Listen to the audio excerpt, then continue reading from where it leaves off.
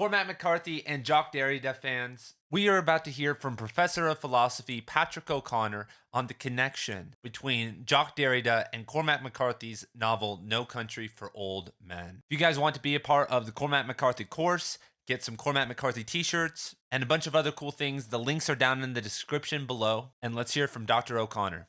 But what's interesting to me is that I'm a bit of a fan of the novel. I quite like No Country for Old Yeah. Men, although I think it's serious Cormac McCarthy scholars would not have it in the same league, and perhaps right, that's understandable, as Blood Meridian or Suttree or Child of God or Outer Dark. But Those great not novels. to interrupt, but most Cormac McCarthy scholars don't take a Derridian lens toward No Country for Old Men. That makes it a lot more fun. I mean, yeah. I got it. Yeah, the poor old Derrida. He's blamed for everything these days. I know. Ever since, I love how there's been a revivalism against since Jordan Peterson came around. Every 10 or 15 years, there's when I look back at history, people start talking shit about the postmodernists. Like in the mid '90s, late '90s, there was a movement against them, and then again, I'm like, you guys, none of you guys, everyone who was. Obviously you can criticize them, but I've never met someone who the neo-Marxist postmodernists. Everyone who says, I've never met one of them that have read a primary source of the postmodernists. Yeah, to be fair, they don't make it easy. They're tough. They're hard works to read, So the idea on that was that. Well, I got a kind of a bit of an idiosyncratic view of Derrida anyway, but because I kind of see Derrida as a great unifier as well, that Hegelian tradition. And that's kind of anathema in Derridian circles, I suppose. Which the thought being that's the sort of the undergraduate version of Derrida you get is binary oppositions boo, and we've got to collapse them, and that's what deconstruction is about the free play of the signifier. And I think there's something deeper going on there, something more philosophical in Derrida that I thought was reflected in No Country for All Men, and really it was surrounded the figure of Bell, really, and I think I think it's a fairly simple thesis I have, is that Bell starts off really quite a man of conviction. He's your typical sort of mythic sheriff. He's the lawman, and he's facing down a superior force, a force of again, it's one of those sort of it's like the Sunset Limited. The battle between Bell and Chigurh is kind of a battle between rationality and uncertainty. So the way I've posed it, most people see Chigurh as a kind of a figure of chaos, kind of a trickster, kind of a sort of preternatural demigod, and I don't. I actually see him as an avatar of sort of hyper rationality. He's all about order. That's what the coin toss is about. Every single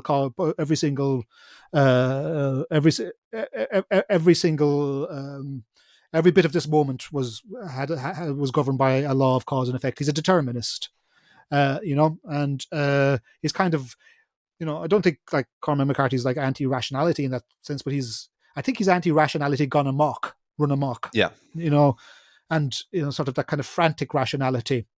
And I think Elise Western actually is another version of that. And that's unsurprising. Cormac McCarthy, oh gosh, what age is the chap now? He's in 90? 89. 89. So that means he was born in the 30s, I think. Is that 1933. Right? 1933. Yeah. So, he lived through World War II.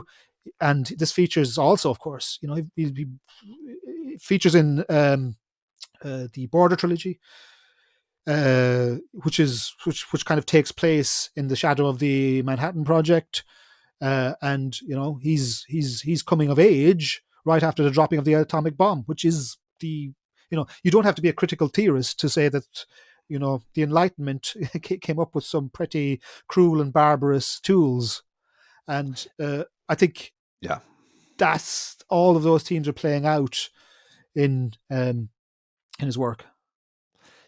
Yeah, and I didn't want to, sorry for interrupting you, but I want to well, you said a lot right there. We'll unpack all of that. But we'll come back to Derrida. But Right. I Yeah. really and just to I want you to conclude your thought about the No Country for Old Men film analysis with the Coen brothers, because Yeah. I think that what you just said about uh, the anti or hyper rationality of Chigger, and then is not really present in the film, and then the sorry, I mispronounced his name, and then the dream symbolism that the sheriff and like all that's not present either. And I think that really is what makes it, I feel, a good novel. Like, people talk crap about it, but I feel like a lot of the italics and like a lot of that stuff is Yeah. Yeah, absolutely. Yeah, I think the figure of Bell is interesting. So Shigur goes from a position. The two characters that go from a position of absolute certainty to one's exposed to uncertainty and risk. And so, like Shigur is, what happens to him? He gets just the most contingent thing in the world happens. He's trying to escape, and he gets hit by a car at a junction. And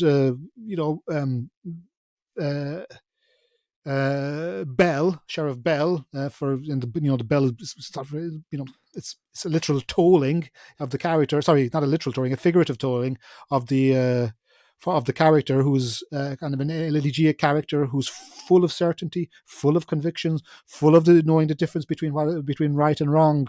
And as the novel progresses, he too moves towards uncertainty. And that's now. I don't think McCarthy is, I don't think he's that kind of schizoid. It kind of looks that way at times in a lot of his work, but he's trying to figure out ways that these competing forces can be brought together, really. And that's kind of what we get with the figure of Sheriff Bell.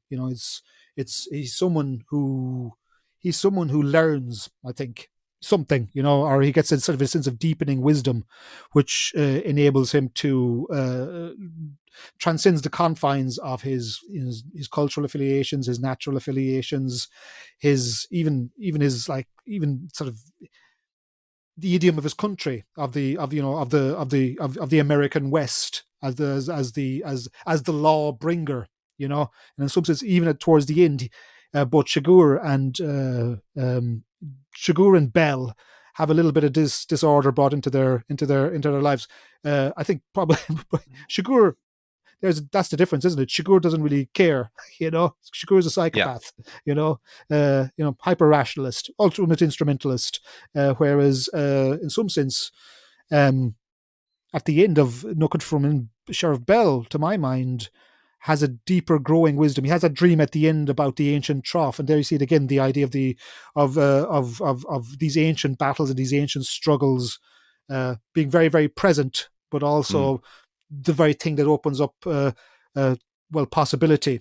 And I think it's yeah, he's often accused of not being good at endings, Cormac McCarthy. But I think I quite like the ending of No Country for Old Men. Oh yeah, I quite like the ending of The Road as well.